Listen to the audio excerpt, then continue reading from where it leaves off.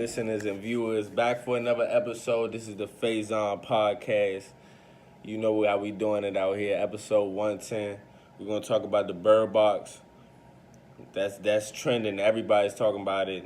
The blindfold is getting out of control. We're gonna talk about all the internet, all the stuff that's going on. We're gonna talk about love and loyalty. What's the difference between love and loyalty? And lastly, we're just gonna talk about our best rap albums of the year. Best albums of the year of ending 2018. The end of the year is coming very soon. 2019 is about to be here. 2019, let's go 2019, for real. But first, let's get on to this Bird Box movie. This Bird Box movie it's got everybody talking. I like the conversation. It's funny. It's funny too. So basically, the Bird Box movie is about Sandra Bullock is starring in the movie. She begins the movie pregnant. If it's a spoiler to you guys, go watch the movie. It's on Netflix. And it's basically some virus or something going on outside. They didn't really, honestly, throughout the movie, they didn't really explain what it was. But whatever you saw and you didn't have a blindfold on to see, it can cause you just to commit suicide.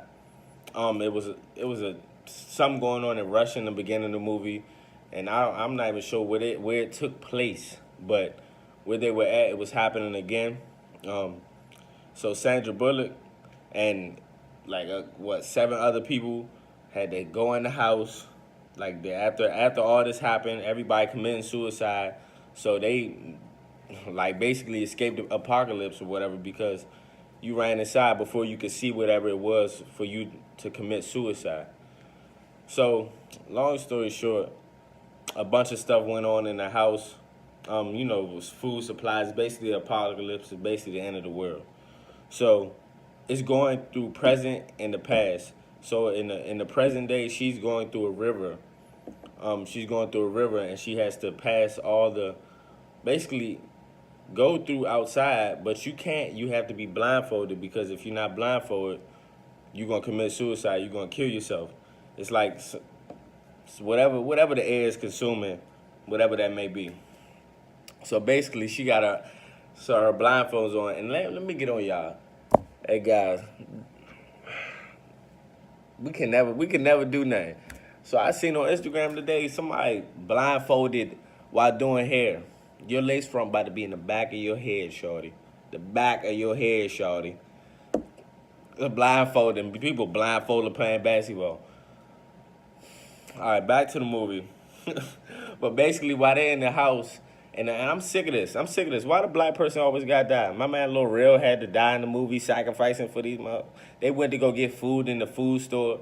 They had to drive the car, tape the car up, because you technically couldn't go outside. If you went outside, you was gone. Without a blindfold, you was done up.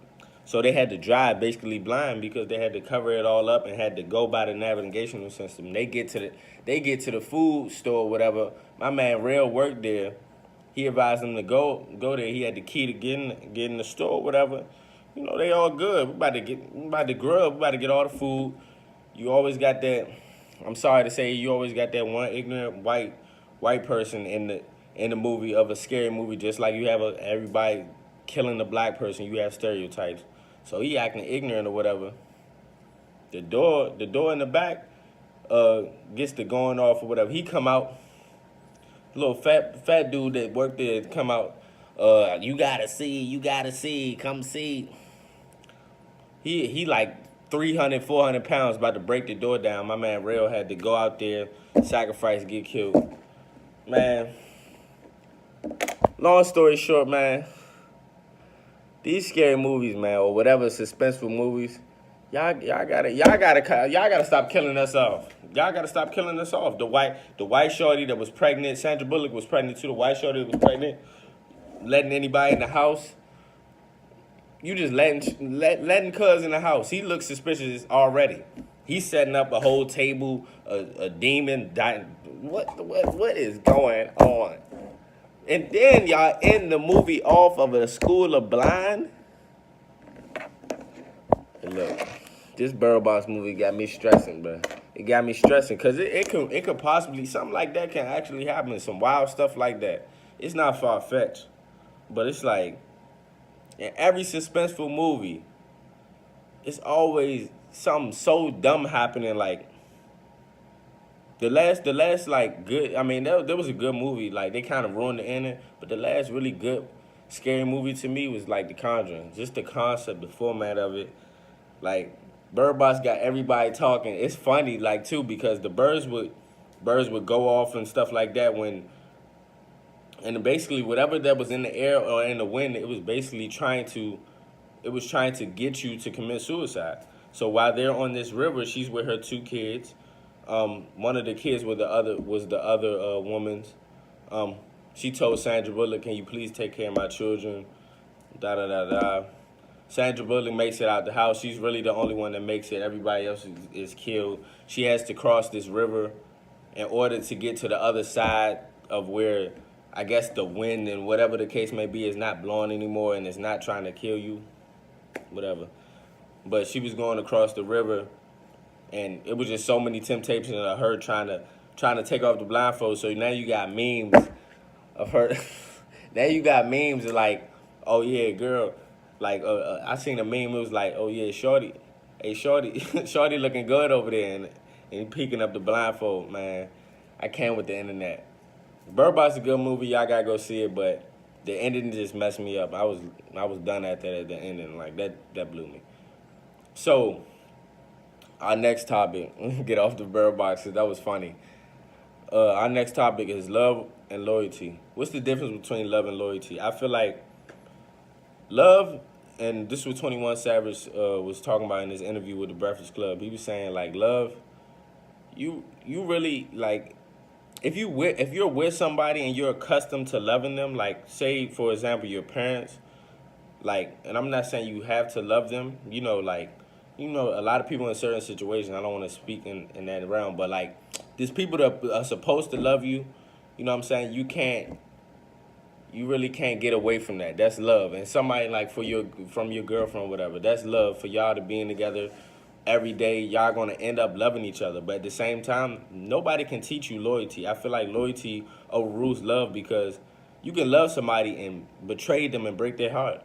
You have stories where like on the news, just random stuff happen. You hear like, oh well, son killed his mom you know, for a life insurance check or something like that. Like it's loyalty.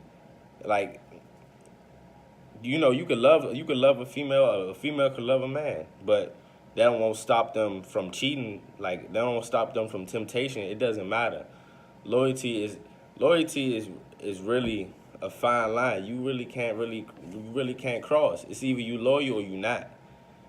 Like you can love somebody. You can be in love with somebody. That does not matter. What does that mean to me? If you're not loyal to me, and if I'm not loyal to you, that's not really true love in a sense. So it's like loyalty already outrules love, because you can find love anywhere. I'm not saying it like that. You can find somebody that you love, and you can still get betrayed. For example, you got the Birdman Lil Wayne situation, just random, just a for example situation. You don't think Birdman and Wayne don't like love each other? They made all this money together, you know, respectfully. And Birdman really is one of the sole reasons why Lil Wayne's so big. But at the same time, can you be loyal to me not to take and steal my money? You know what I'm saying? Behind my back, and take all my royalties and things like that. You can love somebody eternally, but you can always turn your back on anybody, like anybody at any given second. That's no ifs, ands, or buts about it. And I feel like our generation, we just get that misconstrued. Like y'all, y'all think love is everything. Love is not everything. Because if you're not loyal to a person, what is love for real? Nothing. That's what 21 Savage was saying. He was saying that in his songs, and his new album just came out. I am greater than I was, and I felt like he really put that. He really put that in perspective, because I never even thought about it in that way. If you love somebody, you be like, I really love them. Like, and what you saying? In a sense, that's what 21 is saying. Like, and what you saying? If you're not loyal to me, then you not nothing to me, for real, for real. You can love me with all your heart, and still turn your back on me, still steal from me, still do certain things. Loyal is a very fine line. And you don't really find that many genuine loyal people. So, keep those ones who close to you and keep those ones who are really loyal in your life because people turn their back on each other every day. This ain't nothing new. But we about to get into the real topics. We about to get to the awards, the end of the year awards. We got Song of the Year. I'm gonna give my top 3 on Song of the Year. I'm gonna give you my top 5 on Album of the Year, and then I'm gonna give you my top 5. How can I say this? Top 5 on the most or the MVP of the year. I'll give you the top 5 MVP, and I will dumb it down to 1 on each category. So Song of the Year, 1, and I probably wouldn't say in order, but 1 is definitely Sicko Mode. Definitely Sicko Mode. Number 2 is Mo Bamba, Shaq West, because that you can't go anywhere without that playing. I feel like that's an underrated song in the realm of songs of the year. And who can I go for a third? And I would go Meek Mill Was Free. I would go Meek Mill Was Free, even though it's late in the year. I feel like Meek Mill Was Free. It told a lot about each of their rapping ability. Like Rick Ross, Meek Mill, Jay-Z. Jay-Z is never flawed. Never flawed. You really Jay-Z is always gonna be Jay-Z, and he really showed that. And Meek Mill album was amazing to me. But in that Song of the Year, I definitely pick Sicko Mode for the Song of the Year. Its impact on the whole world. Everybody plays Sicko Mode. I feel like Drake had a lot of songs of the year. To be honest with you, and my feelings was definitely. I could say that was one as well. I could definitely put that one in there. Then you have God's Plan. That's debatably in there as well. So, but this where the conversation really gets good. Album of the year for me. I'm gonna give you my top 5 album of the year, and I'm gonna tell you why. And this is not in order. No, I'm gonna tell you this is in order. So 5. My number 5 is Carter 5. The reason why I say Carter 5 is because I know the Carter series. It's not what you're expecting. You wanted the Carter series. You wanted the last Carter to sound like the Carter 3. But at the end of the day, we evolved, and I disagree with anybody who's saying Carter 5 wasn't good. It wasn't up to your Carter, expectations, but it was definitely good. He was actually spitting some truth to his pain and what he was been going through for the last 7 years. I feel like Wayne, he really gave us a good body of work. You got Don't Cry, which was an amazing song. You have took his time. God took his time with me. You have Dedicate, which he's talking about. All these littles and all these young people basically look up to him. He started the whole trend of what everybody's doing now. You have the song Open Letter, where he's talking about his gunshot wound and really what it was about, him trying to commit suicide because his mother wouldn't let him rap at a certain age. I feel like he gave us a lot of good content, a lot of good music in that album. I feel like and also Mona Lisa was a standout album. That's one of the songs of the years too. That's very slept on. And I feel like the body of work that he gave us, it was just, I feel like it's too much. Really, it was just too much for the consumers of these days. Everybody's putting out music, especially in 2018. But the consumers of this generation, they don't consume music. And we can't really, me either myself, I can't really just listen to, you got your favorite artists coming out every other week. Like, for example, you had, Travis Scott. You had Travis Scott, Mac Miller dropping in one night. Like, you had Carter 5 came out. You had Scorpion. You had Pusha T. And these are all back to back to back to back to back to back to back. You got Kodak. You got 21. You got Meek. It's like so much music to consume. Of the best artists in the day and age, it's hard to consume music. But I consume the Carter 5.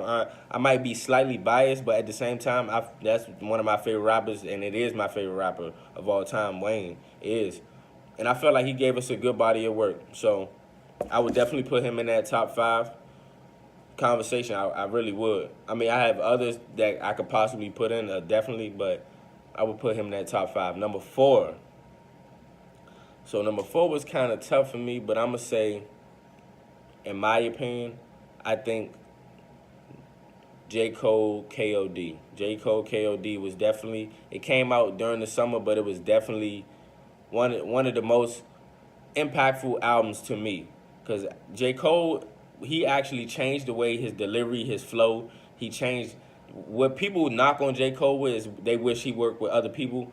I understand that, but him working by himself is not bad either. Him working by himself has got him 3 platinum, albums. I know it's J. Cole. I'm not just trying to say the sale wise, but he is of that. He's the top tier. It's Drake, Cole, and Kendrick. Those are the top tier artists. Like J. Cole came with a body of work, really talking about the generational gap and what's going on.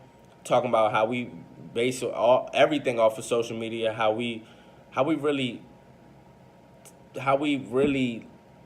put money first before anything. That's what ATM was about. 1985, talking to these youngins, basically about really investing, making smart decisions, not just buying rollies, buying necklaces, and being fancy. How about you invest in yourself? Then you got,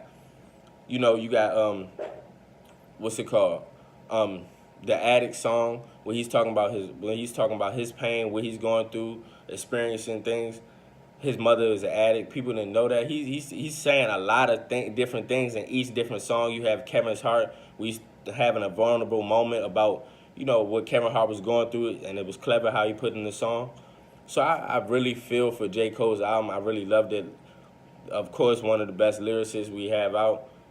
It was no debate for me. Like, and KOD did what it was supposed to do, and it affected a lot of people in this day and age where people are really not J. Cole lovers because they don't really understand, they don't really understand really the music he's really portraying. Everybody wants this up-tempo beat and up-tempo style, and he's in my MVP list next too, because he's bodied every feature he's been on this year. Every feature he's been on this year, he's been on. Like, I can name the albums he's been on. He's been on Black's album. He's been on 21's album. He's been on Moneybagg Yo album. He's been on a lot of albums that you wouldn't even think he would have been on and worked with. But he worked with these people, and he's bodied every feature. You can't tell me a feature that he didn't body this year. So I would say J. Cole. Next, for third, I'm going to say Nipsey Hussle.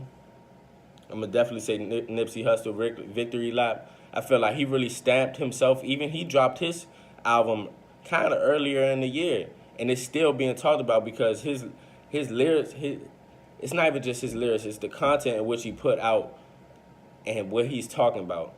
And Nipsey has always been one of those dudes where you look at him and he's a stand-up guy, and what he's talking about, it's always real. He's always talking about financial literacy. He's always talking about bettering himself. He does have a past, but at the same time, that never takes away from his craft and how smart he really is. Man, he really just put the music and his content together in a perfect blend. With amazing rapping ability. And Blue Laces, like the song Blue Laces was amazing to me. The intro was amazing to me. Just all his body of work that he dropped, I felt like Nipsey gave us the album we've been looking for from Nipsey. Like, I'm not a huge Nipsey fan, don't get me wrong, but at the same time, I tuned in to what Nipsey had to say because he's an intelligent dude and his music is actually good. His delivery was just, bar none, one of the best. And his delivery really got him in this album of the year category. His music stood alone from a lot of people's music. That's why he's in my top 3 as well. Number 2, I got Astroworld, Travis Scott. That was one of the most impactful albums this year, especially with songs like he snuck great songs in there like Coffee Bean, Carousel, of course Sicko Mode. Then you have the song with Gunna, Yosemite was a crank song, one of the best. You have Astro Thunder. He had an amazing year, and Travis really showed us why he's a top tier rapper himself. He wasn't just auto-tuning it out. He was actually rapping. He had some substance too. He was talking about stuff and talking about what he's going through on some fly stuff. But it was very good, especially coming from like an album like Rodeo.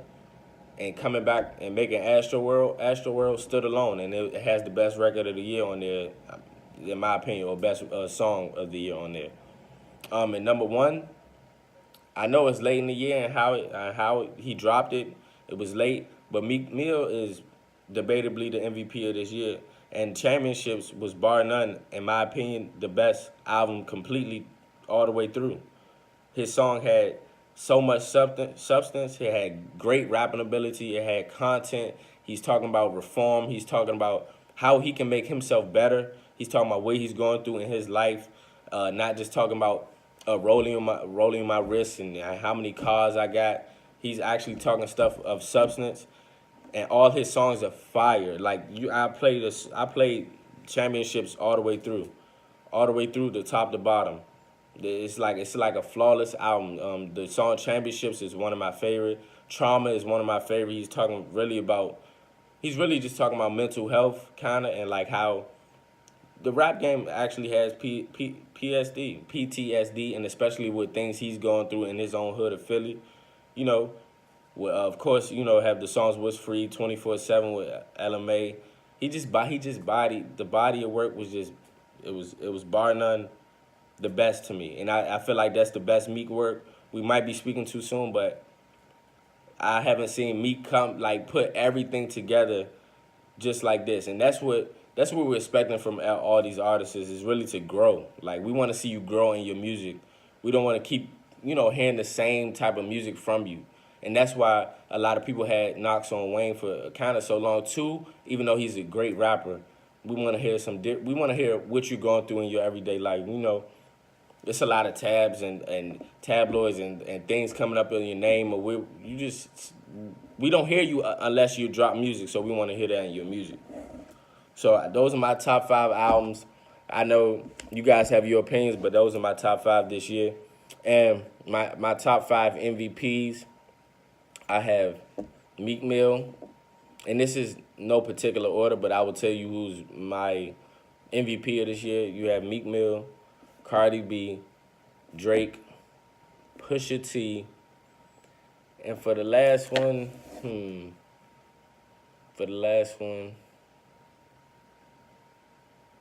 I'll say J. Cole. I'll say J. Cole or Nipsey. And overall, all these guys, especially